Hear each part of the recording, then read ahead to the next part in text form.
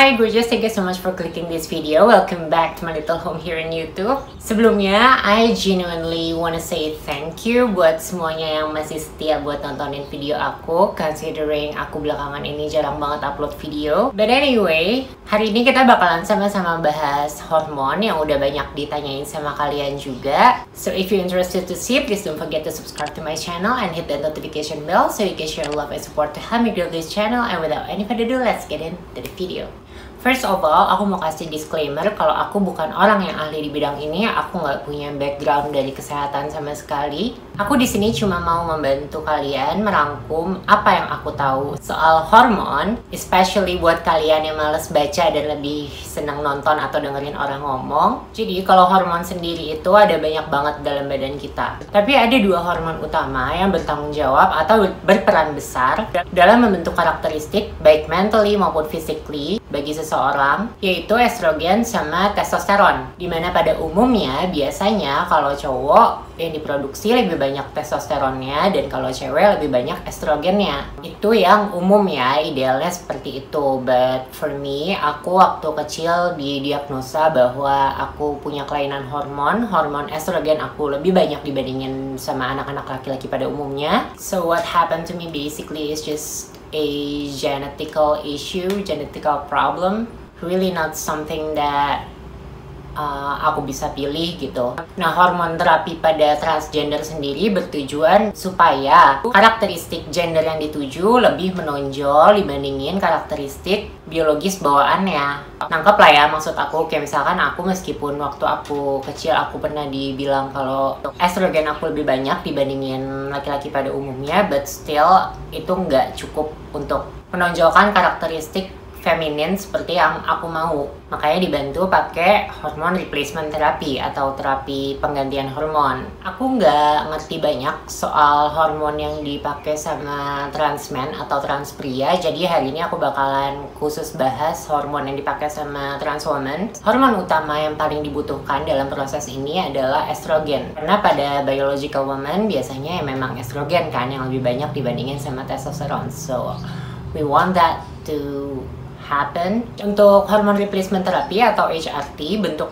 estrogen sendiri itu macam-macam. Ada yang pil, ada yang patches atau kayak koyo gitu ditempel. Ada juga injection, terus ada juga yang bentuknya salep. Tapi yang aku familiar adalah yang pil sama injection. Jadi kita bahas satu-satu soal itu ya. Jenis estrogen sintetis yang dipakai sama transpuan atau transwoman buat HRT itu biasanya ada 3 jenis, yaitu estradiol valerate, estradiol cypionate, sama estradiol benzoate.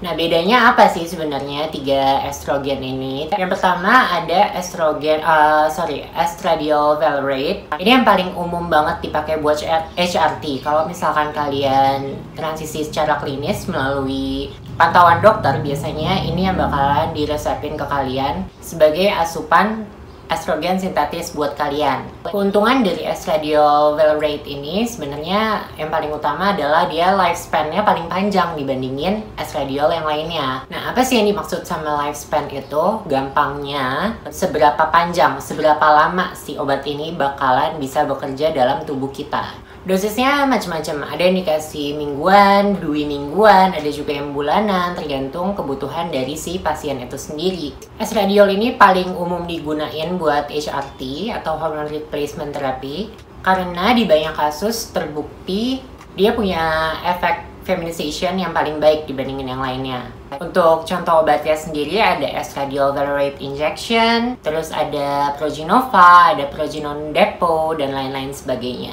Masuk yang kedua, kita punya estradiol cypionate. Estradiol cypionate ini banyak ditemuin di obat-obat KB. Dia punya lifespan yang cukup panjang meskipun nggak sepanjang estradiol valerate, tapi dengan dosis yang tepat, ini tuh bakalan udah cukup banget buat transisi.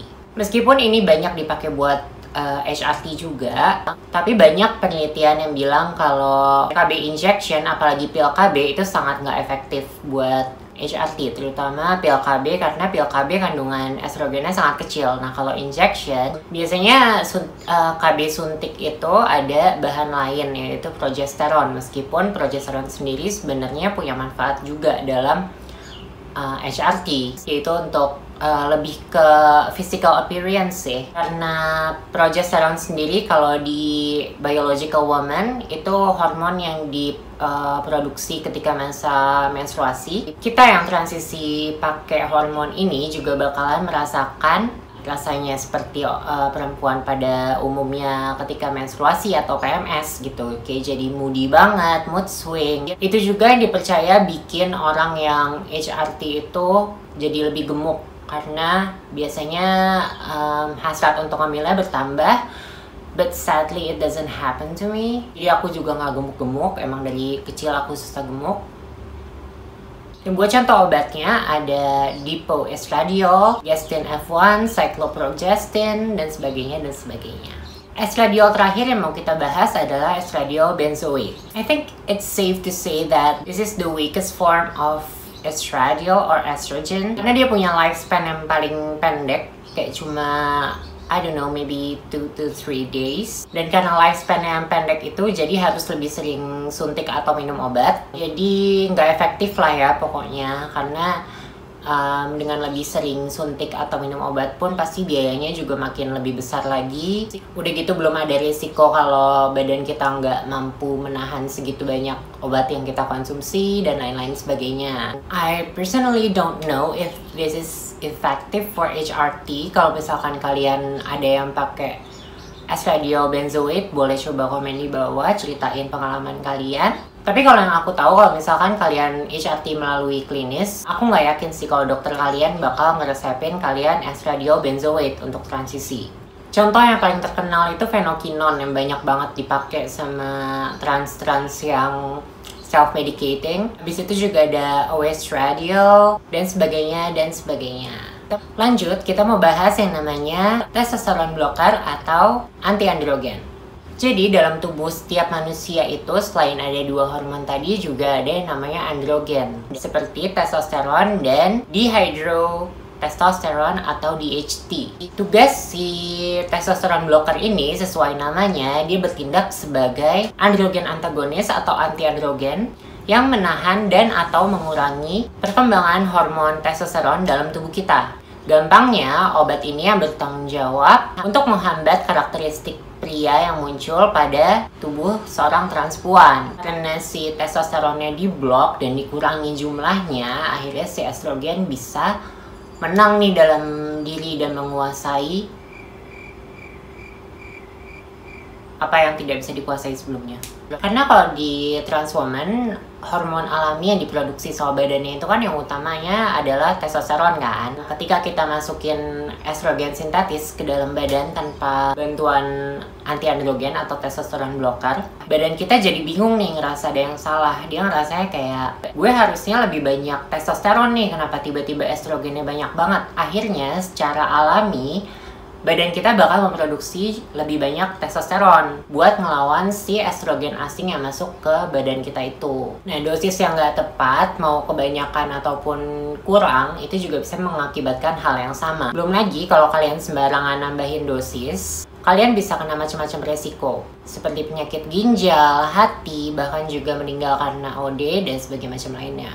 Buat testosterone blocker sendiri yang paling umum dipakai itu spironolactone. Terus ada juga Androcur, obat-obatan yang mengandung cyproterone acetate, dan lain-lain sebagainya. Umumnya yang paling utama dipakai untuk HRT itu adalah dua hormon tadi, yaitu estrogen sama testosterone blockernya. But lately I added something to my regimen, yaitu dutasterid,